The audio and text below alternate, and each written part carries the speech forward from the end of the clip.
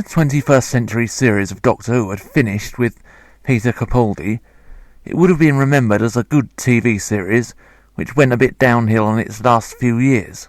There's nothing wrong with that. You would say that about a lot of TV series. Unfortunately, it looks like it's now going to follow the example set by EastEnders. Basically, it's going to drag on and on and on, with an ever-decreasing audience. Series 11 saw a new showrunner, and unfortunately, Chris Chibnall is the William Hague of the Doctor Who world. He went on TV as a teenager, being all big-headed and know-it-all. Then in later life, he's given a chance to do the job himself, and he draws a complete blank. It's pretty obvious that the new writers regard Doctor Who as nothing but a silly children's programme, and that children will watch any old rubbish.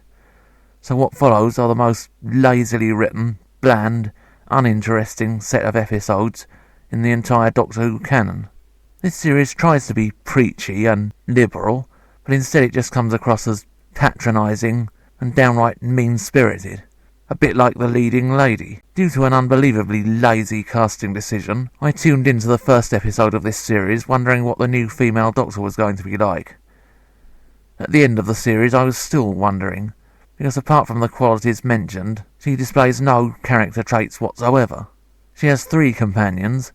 There's Yaz, a policewoman, and let's be fair to her, she makes Metal Slug's Theo Jermy seem like a convincing soldier by comparison. There's also Ryan Sinclair. He's in the TARDIS crew as well. He has dyspraxia, but this is more or less forgotten by episode 2.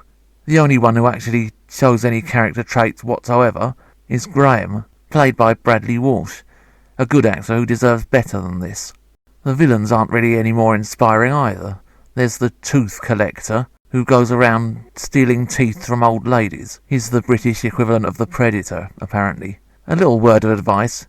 If you're going to rip off an American movie, at least do it properly. There's also the Space Racist, because he's from space and he's a racist, you see.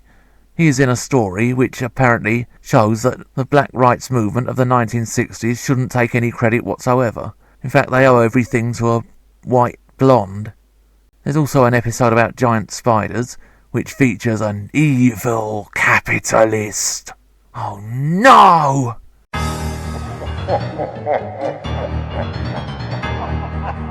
Yes, the BBC is anti-capitalist.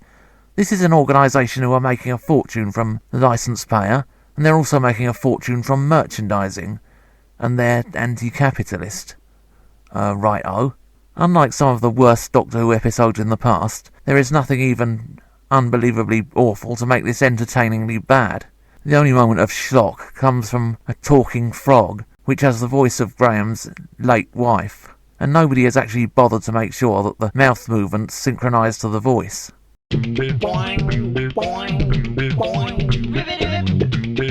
The series ends with the return of the Tooth Collector.